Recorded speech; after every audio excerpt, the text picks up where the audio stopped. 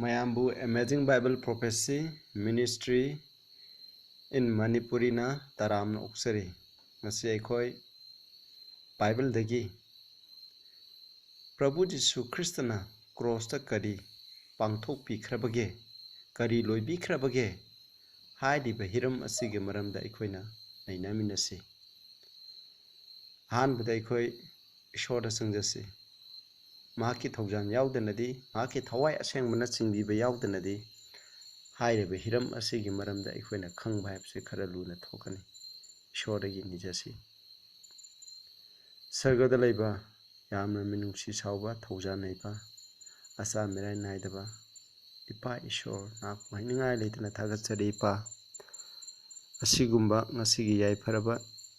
pungpham asida ipa Prabhu Jisu Kristana papi aikoi gidamak cross kari kari loibi khrabage kari kari Pangthok Pikrabage Haiba Asigi Maramda Papselo Nanai Tolaba Nanai Karisu Khangdarba Aina Bible Dagi Aikona Gospel Gi Lyric Sing Dagi Khara Aikona Nainagadauri Pa Thawai Seng Mana Sing View Aina Ngam Kude Mona Haki Anang Bagi Matung Wahin View Isagyo View Wahi Karisu Sinan Bigno Tari Ba Isina Kuding Da Sunana Bol Pina View Makoina Mamang Da Hana Khalamba Makoiga Fattaba karigumba khalamba kyam leragasu naki asumba asigi mapana sum thokngamba haibudu ohenbiu asumba da koi khudingmo nahana chingbiu hobuding loi phawba nahana boinabiu Prabhu Jisu Krista gi minda khuramjari Amen Ekoi ahan bada John 19 gi 30 se ekoi paminasi masi Prabhu Jisu Krista na cross da hai thawai thadringe gi mamangda mahana When Jesus therefore had received the vinegar, dugumba vinegar adu yu mahi adi akhaba mahi adu mahana phanglaba matungda he said mangna haiki it is finished masi loikre and he bowed his head and gave up the ghost aduga mahaki makok ado non tharaga mahak thawai tharami mahana cross aikoi kidamak pang tingdone hex Sibigadawi Pungpam Mamangda Maki Awaba Saina do Kangba Ado Paningai the Momokoina Akaba Mahi do Mon the Pibani Ado Mark Tawiatabani Adubu Adu Matung the Mahana Hai Adanam Mahagna Sidai Mana Sidamda you make up the it is finished Hibaway as a Hira Magamahana Sikri Masina Habidi Madu Loikre Masi Loikre Hibase Masini Adubu Hiriba it is finished Hiriba way as a Kanagma Misna Masi Masa Masai Goiba, Aningbada Bible Goiba, Aningbanattamna Masida Tongan Arthale, Masigi Arthaja Tongan Lautuna, Aikogi Punsi, Kogi Tazab the Sumasina Sauna, Ahongba Ama, Wehli,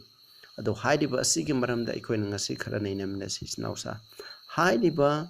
what was finished on the cross? Cross the Karikari, Mapung Pana Lotion Krage, cross the Kari Mapung Pa Krabage. Kari pangthok khrabage haibase aikoina khange hai tarabadi aikoina question amakha aikoina khangadabne madudi what did Jesus come to do on this earth Prabhu Jesu Krishna malam prithvi asida kari tawpa lakpano kari gi damak lakpano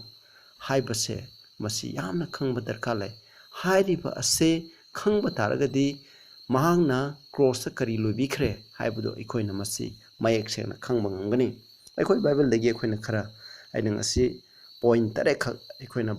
Laukat Salaga Kangalaga Equina Namindasi. A hand point that Prabhu Jisu Krishna Malam Pritibi the Kaito Balak Kibano. A hand bada Prabhu Jisu Krishna Ipaki Lamsat Ado.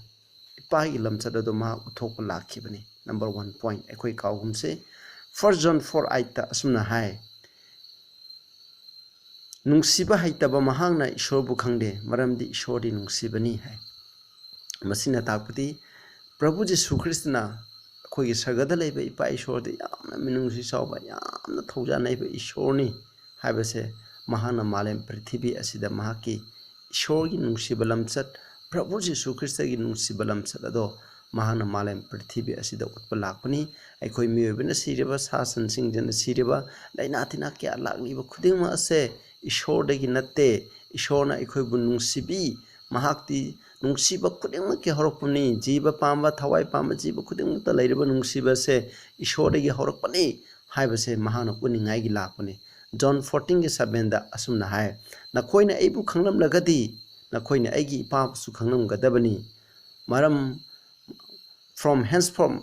maram asidagi ko ye know him and have seen him aduna hojiktegidi nakhoina mahakpu khange mahakpu ure haibati kainwa kanda aikhoina Prabhu Jisu Krista bu khangba Prabhu Jisu Krista bu uba phangba ibse ipa ishor bu khangba ipa ishor bu uba ga samane habni maramdi Prabhu Jisu Krishna malam prithvi da lakpaje ipa gi lamsat adu utpa lakpane Prabhu Jisu Krishna uliba lamsat khudimak ipa ishorga ishorma da laiba lamsat neba masi malam prithvi asida utpa lakpane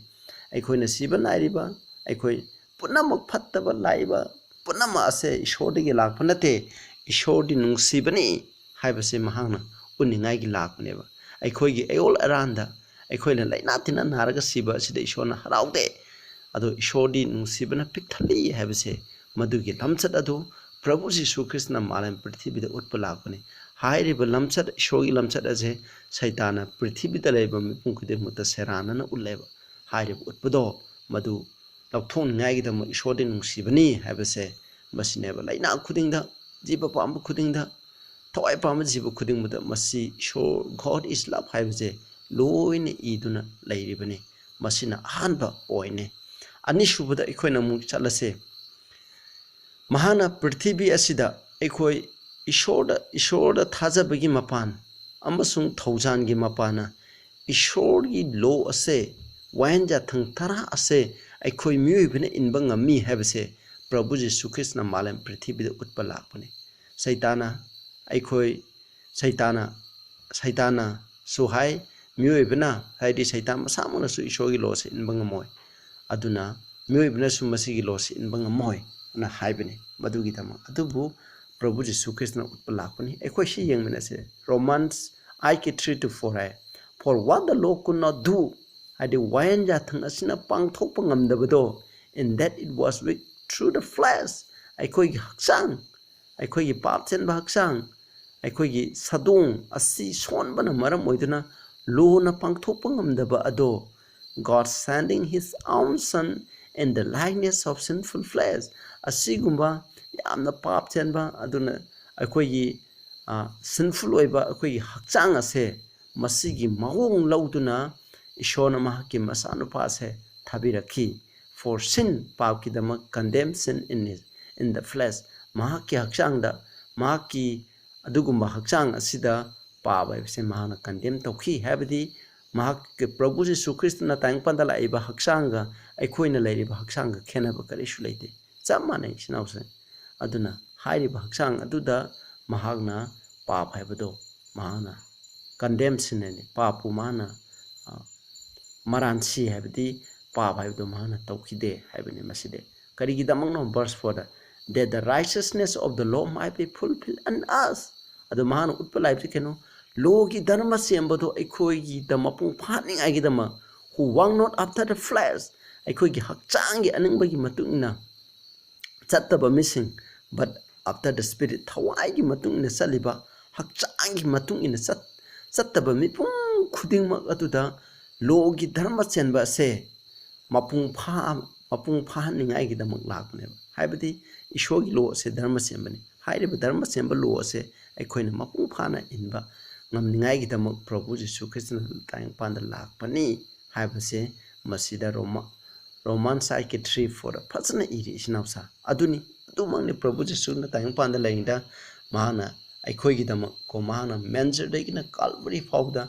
mahaki punsida pap ama fawba tawhide sida hai ko pha yengse 1 Peter 2:21-22 da for even here unto were ye called because Christ also suffered for us matang mafam asida nakhoi bu kawbani habdi maramdi Kristana aikoi gi damaksu awaba nangbiki leaving us an example aikoi gi damak namuna khudam ama thambirame that we should follow his steps. Mahana salamba khongthang adugi matung ina sakadabni. Mahana salamba khongthang di karino. Mahana ikogi dama awaba nangki. Aduga verse 22. Who did not sin? Mahana pap taukide. Aduna mahana salamba khongthang di mahana pap taukide. Pap haibidi ishogi wayan jatang thugai haibini. Mahana wayan jatang thugai ide haibini. Neither was guile found in his spout. Maki masinda ko aranba kari imta phungde. Aduna Prabhu Jesu Christ ki masinda aranba phangdabukum na mahana pap taukdabukum. Tawdaba lambe na amada satkibdo adusu mahaki matung ileba ikoina ko illakpa yani ngai gida mahangna ikoi gida khudam oiba lakpani habsini ikoida khudam oina takpiba lakpani hamni Psalm 103:20 that's why bless the Lord ye his angels that excel in strength that do his commandment keep hearkening unto the voice of his word aduga sagasida verse 20 da habigi matuna sagatu sinasu mapangan kalaba sagatu sinasu Ishogi yathang sing ase illi habni Ishogi yathang sing ase ngai habse masini adubu saitana aikoina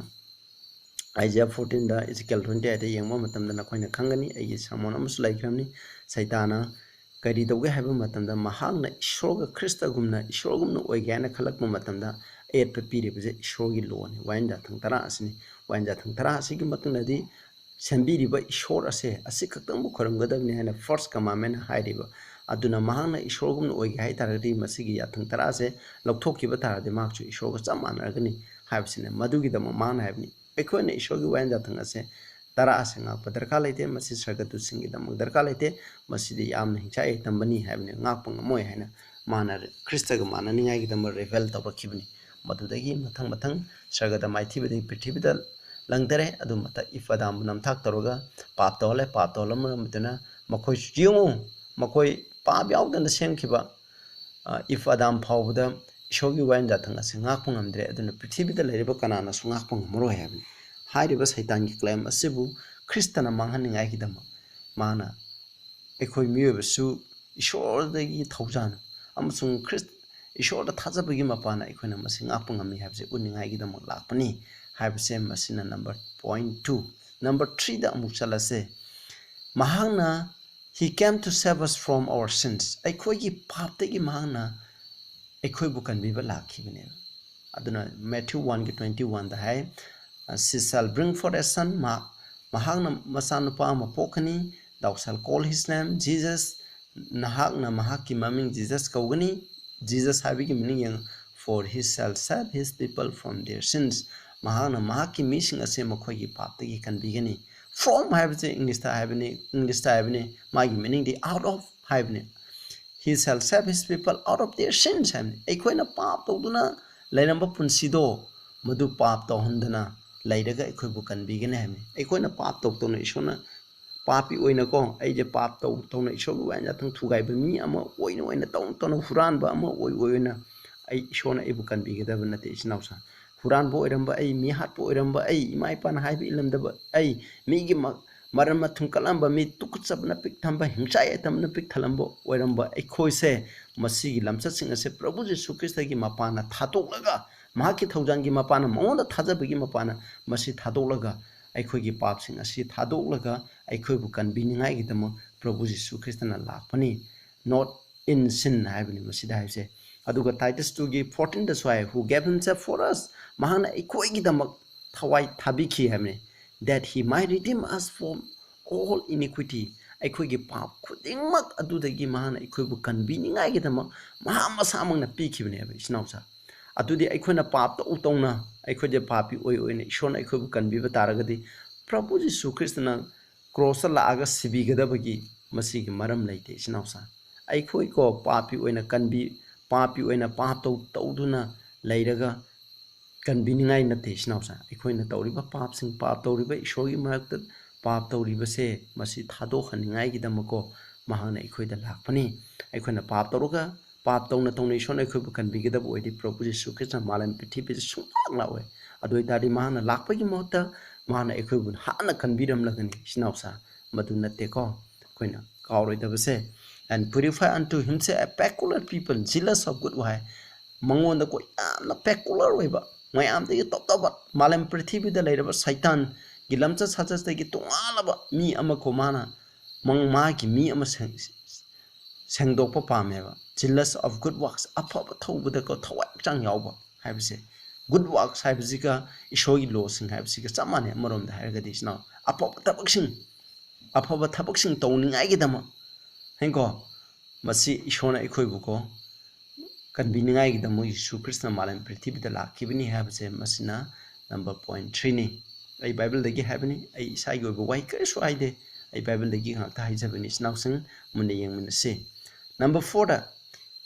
mahana lakhibse keno he came to abolish the condemnation of all mankind to second death haidi akoina Romans 5 ki 12 ta akoina haikibagi matungna aikoi khudima Romans 3 gi 23 zu haikibagi matuna aikoi khudima loina pap tawre haibini aduna pap ki atongmandi Romans 6:23 gi matungna the wages of sin is death ei masida yam changaroi masi mayam loi khanarabni pap ki atongmandi asibani habsini pap tawkhra me pang khudama adamna pap tawbadagi aduga maki matung induna pap tawkibdagi aikoi khudima se ishogi wain jathangna sirasnu haina condemn tawramni second that I would say masigi sentence pi khrabne adubu prabhu Jesu Krishna malam prithibida lakpudi aikoi mipung khudamuk sisnu haina yathang pi khrabase masigi yathang masigi sentence masigi whatever se muthatpa lakpani ba mahana adu John 3:17 hai ko man asumna haibni for God sent out his son into the world to condemn the world malam prithibia sibu maran siningai gi dama ishona ma ki masanu paru tharakpa natte maramdi karigino haiba matamdi aikoina pap tobo matamda ifadamna pap tobo matamda aikoina pap tobo matamda prithibia aside hana maran siduna laikhrabne hinko madu siduna laikhraba khoi amona siningai lakpa natte but that through the world through him might be saved adubu prithibia se Krista gi mapana kanbiningai gi lakpane ba maran siduna leiba mi do maran do lokthok tingai de khoi kamaina kanbigani koramana mi ado sibegi farsi gi dandi pikre hariba farsi gi dandi pikreba mi adubu kan gi haitari kedowa farsi gi dandi pikhiba do lokthok patabni madu gi damang lakpane madu lokthok ke haitari kedowa mana phangada dandi ado sapchana phangba tabni ne sinausing masini ko masi aikhoina yam darka lai masi gi point siga koina mathangi point asiga adum chamine aduna masila number 5 ta aduna hairiba se condemnation de lokthong ngai gi dama mahana kaidawe point number 5 se amuk chaminer se mahakna aikoina taw aikoi miwebo khudingmak na tawkhibagi paap ki dandi se mahana pubikhiba paap ama tawragadi henko he that committed sin the soul that commits sin shall die having paap tawba mi ado sigadamni the wages of sin is that paap ki atongmandi asibani haibase masineba aduna paap tawkhrabu khudima aikoina tawkiba paap khudima se masigi dandi se pidaba sungai ade ishorgi de masi ishorgi justice ne koina masi ishor sumaina pi harna khuni ishorji hinjai tambane na khanai darka laite masi yawdradi ishorgi magi government se chalaiba yaroi dabni masini ko aduna masi khudima se paap ki dandi khudima se Prabhu Jesu Krishna pubikhiba he paid the requirement of the law aduga law gi darka lairiba khoi khudimuna law thugai khramina khoi gi law na demand torobdi khoina thugai ki ba law je ishona ekhoi papi ekhoina piu habni ekhoina piba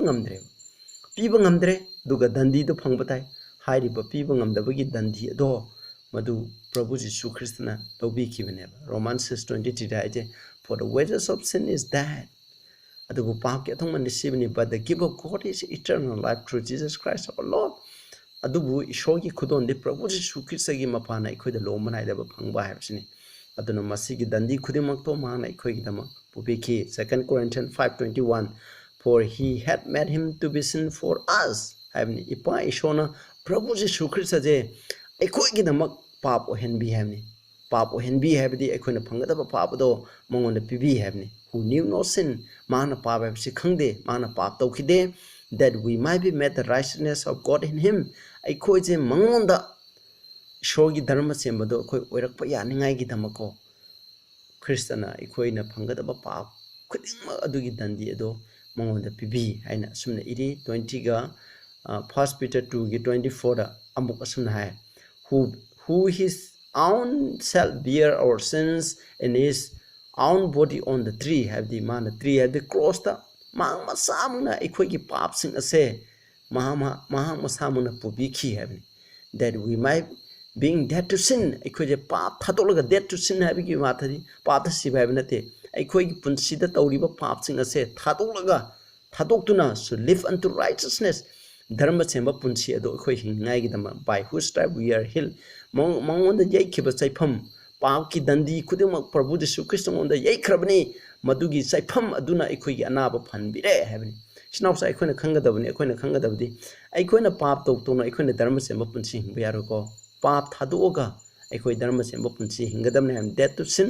and live to righteousness ꯍꯥꯏꯕꯒꯤ ꯃꯇꯝꯗꯗꯤ ꯑꯩꯅ ꯃꯤꯒꯤ ꯃꯄꯣꯛ ꯍꯨꯔꯥꯜꯂꯝꯕꯗꯣ ꯄ꯭ꯔꯚꯨ ꯖꯤꯁꯨ ꯈ꯭ꯔꯤꯁꯇꯒꯤ ꯄꯥꯡꯒꯜꯅ ꯃꯗꯨꯒꯤ ꯍꯨꯔꯥꯟꯕ ꯊꯕꯛꯇꯣ ꯊꯥꯗꯣꯛꯑꯒ ꯑꯩ ꯙꯔꯃ ꯁꯦꯝꯕ ꯐꯪꯒꯗꯧꯔꯕꯅꯤ ꯃꯁꯤꯅꯤ ꯑꯩꯈꯣꯏꯅ ꯑꯦꯛꯖꯥꯝꯄꯜ ꯑꯣꯏꯅ ꯌꯦꯡꯕ ꯌꯥꯕꯁꯦ ꯑꯗꯨꯒ Isaiah 53ꯒꯤ 5ꯇ ꯍꯥꯏꯕꯁꯦ 53 ꯍꯣꯜ ꯆꯦꯞꯇꯔꯅ ꯑꯩꯈꯣꯏꯅ ꯄꯥꯕꯤꯔꯣ ꯃꯁꯤꯗ ꯑꯗꯨꯝ ꯈꯪꯒꯅꯤ but he was wounded for our transgression ꯑꯩꯈꯣꯏꯅ ꯇꯧꯈꯤꯕ ꯄꯥप ꯑꯗꯨꯒꯤꯗꯃꯛ ꯃꯍꯥꯛꯄꯨ ꯁꯣꯛꯈꯤ ꯍꯥꯏꯕꯅꯤ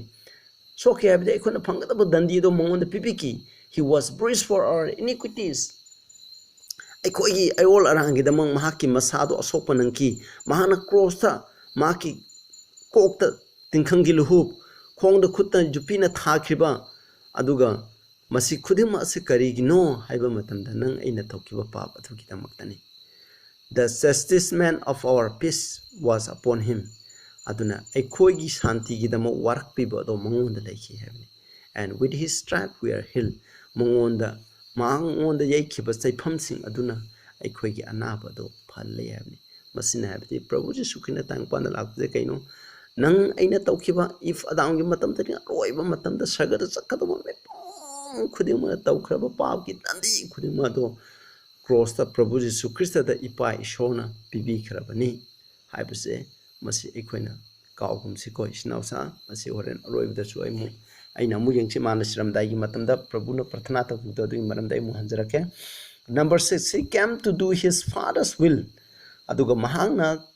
Prabhu na tayang panda lakse ken ipa gi aningba tawba lakni habse ekoina kaugum si koina ngasai mathak ta pangiba sing adu chu ipa gi aningbani adu busida su hai ko ipa gi aningba tawni ipa gi aningbadi ekhoibu kanbiba lakpa ekhoibu kanbiningai gi damak tayang panda lairiba se shogi nungsibalam cha loin uthokpa lakpa kudem ase masi ipa gi aningbane John 4:34 Jesus said unto them my meat is to the will of him that sent me and to finish his work aigi chinjak tiko aibu thabiripo mahaki aningba tawba mahaki thabak to loisinba habsneba haibdi muroina aikhoibu paptagi kanbiningai gi thabak loisinba habse masine ipagi aningba tawba lakte John 5:30 da mo ai isamna karish tawba ngamde aina taba aina wayanba aigi wayan asi achumbani hengo aina tabadu aina wayanli aigi wayan asi de achumbani maramdi aina isagi aningba tawnaba thide adubu aibu thabirikpa ipagi aningbudo tawbani haina John 5:30 da hairi aduga 6:30 adu for I came down from heaven not to do my own will ai isagi aningba tawbala kunate but the will of him that sent me aibu tharakpa ipagi aningbudo ai tawbala kuni hamni ipagi aningbudi aikhoibu pategi kanbiba haibase masineba mipung khudimta ishogi nungsibase khanganba haibase masine mipung khudimku puning hongduna ishona kanbiba pam haibase masi ipagi aningbane hairiba mission thabak asigidamang mahana time panda lakhibani haibase 17:4 so I have glorified thee on the earth I have finished the work which thou gavest me to do hami sidai ipa ishor I finished aina pang thabak nang na ingona taw haiba pibi khiba thabak adu aina pang thokre aina nangbu ko prithvi asida nangi lamcha sajato fajana uttuna ko nangbu thagat pa pongdokre hami John 7 je mahaki aroi bagi parthana ni ko longest prayer mana koina cross a pang thing ding siding mamang gas money laira gas money gi mamang da mahana tawbo parthana ko masi ni paisho nangna piba thabak to aina hujik lo shlai habase masine adugo Matthew 26:39 da command aroi matam da gas money da tawbo parthana se ko yingminarse he went a little further and fell on his face adu mahana ma ki sebo ohunga pure adu mokhoi de khar sathoga ko mahana haire ko pray saying oh my father if it be possible let this cup pass from me oh ipa masi oi tholagati ko cup ase ingondagi laukthok pibo oi tholagati nevertheless not as I will but as thou will ꯑꯩꯒꯤ ꯑꯅꯤꯡꯕꯒꯤ ꯅꯠꯇꯅ ꯅꯍꯥꯛꯀꯤ ꯑꯅꯤꯡꯕꯒꯤ ꯃꯇꯨꯡ ꯏꯟꯅ ꯏꯄꯥ ꯏꯁꯣꯔ ꯑꯩꯒꯤ ꯀꯞ ꯑꯁꯤ ꯂꯧꯊꯣꯛꯄꯤꯈ꯭ꯔꯗꯤꯀꯣ ꯌꯥꯔꯒꯗꯤꯅ ꯃꯥ ꯄ꯭ꯔꯊꯅꯥ ꯇꯧꯕꯅꯤ ꯍꯥꯏꯕꯗꯤ ꯃꯍꯥꯛꯅ ꯁꯤꯗꯅ ꯄꯥꯞꯀꯤ ꯗꯟꯗꯤ ꯈꯨꯗꯤꯡꯃꯛ ꯑꯗꯨ ꯃꯍꯥꯛꯅ ꯂꯧꯗꯕꯤꯗ ꯏꯄꯥ ꯏꯁꯣꯔ ꯇꯥꯏꯕꯪ ꯃꯤꯑꯣꯏꯕ ꯑꯁꯤꯕꯨ ꯀꯟꯕ ꯌꯥꯔꯒꯗꯤ ꯏꯄꯥ ꯏꯁꯣꯔ ꯑꯩꯅ ꯊꯛꯀꯗꯧꯔꯤꯕ ꯀꯞ ꯑꯩꯅ ꯄꯨꯒꯗꯧꯔꯤꯕ ꯄꯥꯞꯀꯤ ꯗꯟꯗꯤ ꯈꯨꯗꯤꯡꯃꯛꯁꯦ ꯏꯄꯥ ꯏꯁꯣꯔ ꯑꯩꯉꯣꯟꯗꯒꯤ ꯂꯧꯊꯣꯛꯄꯤꯌꯨ ꯑꯗꯨꯕꯨ ꯅꯍꯥꯛꯀꯤ ꯑꯅꯤꯡꯕ ꯇꯧꯒꯦ ꯍꯥꯏꯕꯅꯤ ꯃꯥ ꯑꯗꯨꯒꯤꯗꯃꯛ ꯑꯍꯨꯝꯂꯛ ꯄ꯭ꯔꯊꯅꯥ ꯇꯧꯕꯅꯤ ꯑꯗꯨꯗ ꯏꯁꯣꯔꯅ ꯍꯥꯏ ꯏꯄꯥ ꯏꯁꯣꯔꯅ ꯃꯉꯣꯟꯗ ꯍꯥꯏꯕꯁꯦ ꯀꯔꯤꯅꯣ ꯃꯗꯨꯒꯤ ꯀꯞꯇꯣ ꯅꯪꯅ ꯊꯛꯇ꯭ꯔꯤꯉꯩꯗꯤꯀꯣ ꯇꯥꯏꯕꯪ ꯃꯤꯑꯣꯏꯕ ꯍꯥꯏꯕꯁꯦ ꯀꯟꯕꯤꯕ ꯉꯝꯃꯣꯏ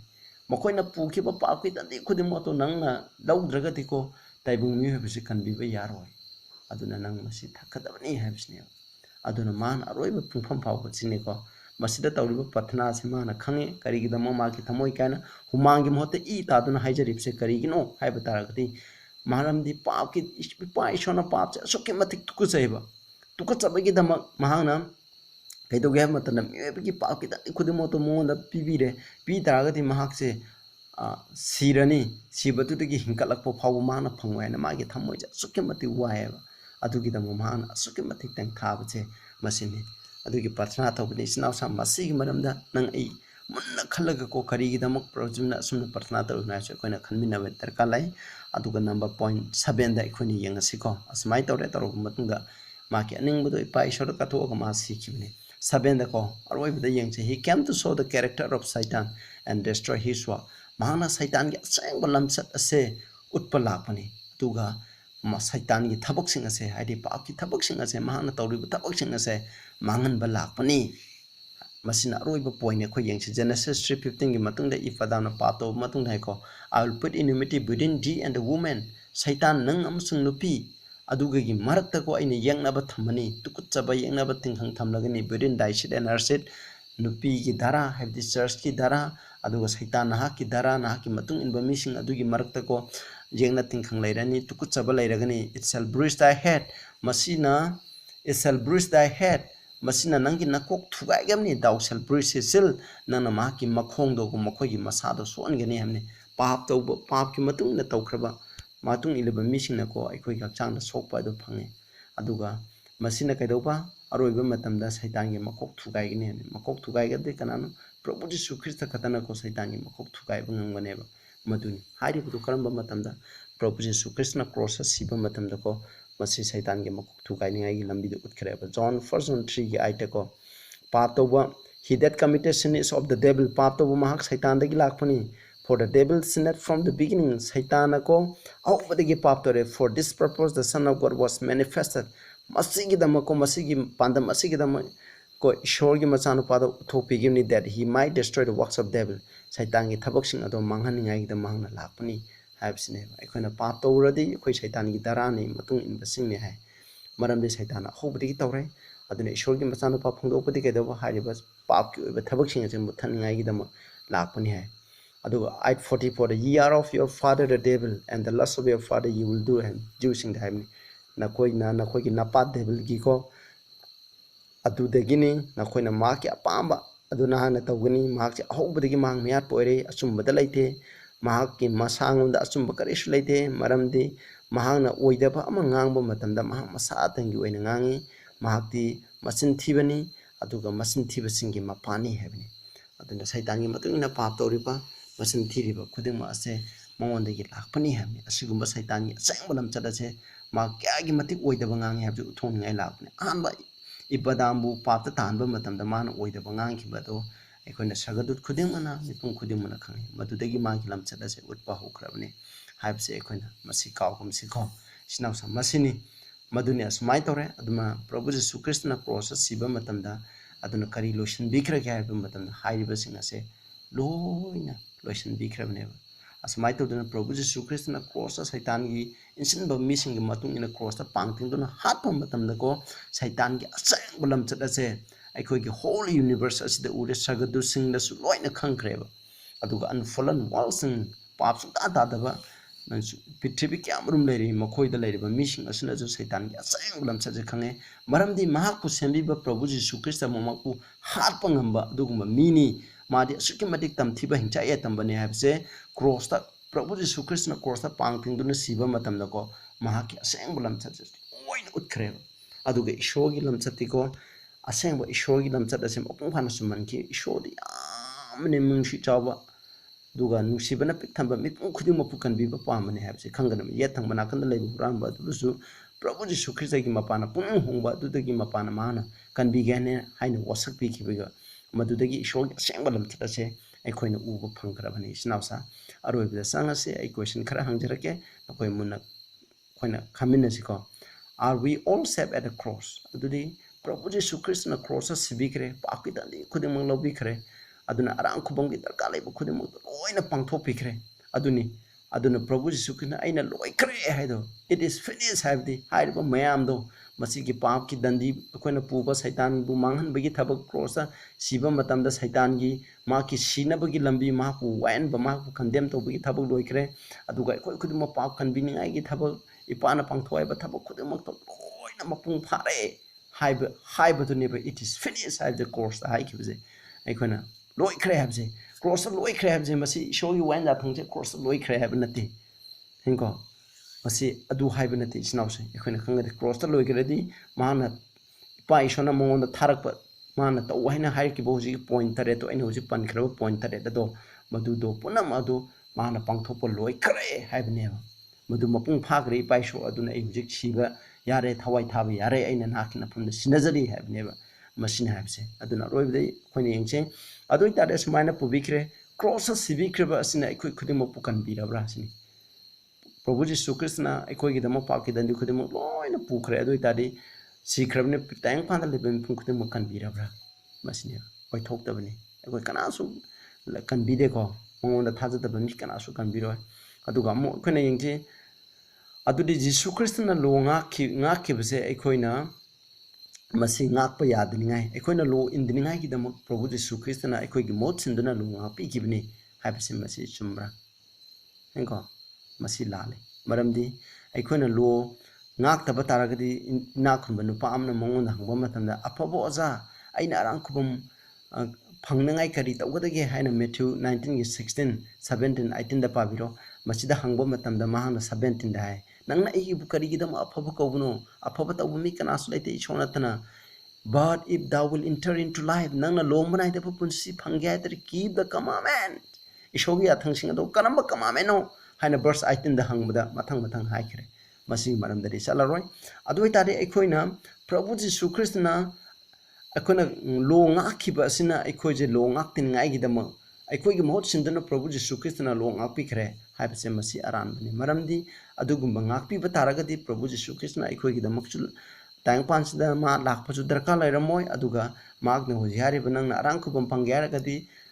याथंग औ हाइबा वाहिसे माना कैदोंदा माकी मचिनदि हारम मसी प्रभु जीशु कृष्ण हारम मसिने अदुगा असोयमदा can we destroy the law if we believe in Jesus अखोना प्रभु जीशु कृष्ण थाजरे हाइबा तारगदि अखोना ईश्वरगी वाइन जाथंग असे अखोना मांगहनबा अखोना इंदबा यारबरा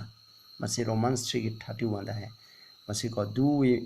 we then make void the law through faith अखोदा ईश्वर थाजरे ख्रिस्त थाजरे हारगदि अखोना ईश्वरगी वाइन जाथंग असे मांगहनबा यारबरा हाइबदि अखोय पाप तौबा यारबरा हाइबनि ईश्वरना गॉड फॉरबिड है we establish the law अखोना वाइन जाथंग असे सेमबनि अमु अरोइबदि यंगसे if we are saved by grace through faith in Jesus Christ अखोना प्रभु जीशु ख्रिस्त थाजबगी मपाना थौजान अदुगी मपाना इखुबु कनबिबा तारगदि अखोय पाप तौबा याब्रा हाइबनि Romans 1:2 दा है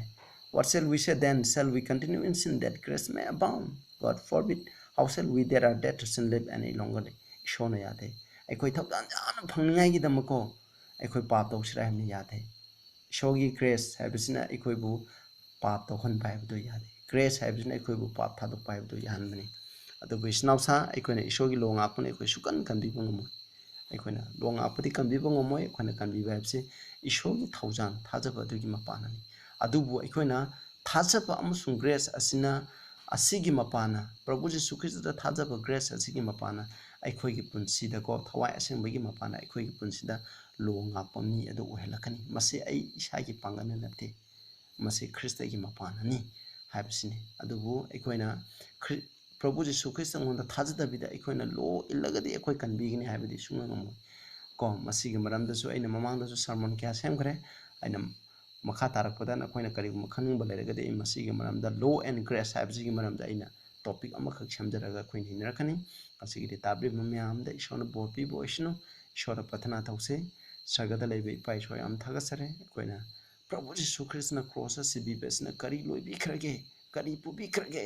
हाइबदुगी मरमदा अखोइना खरा नैनखरे आइना ngamda सोइखिबा लांखेब कया रसुंगापिउ तारिबा इसिनाउ खुदिंग तनाना मपान आइदबु बोर पिनबिउ प्रभु जीसु ख्रिस्टगी मिंदा खुलुमजरी आमेन।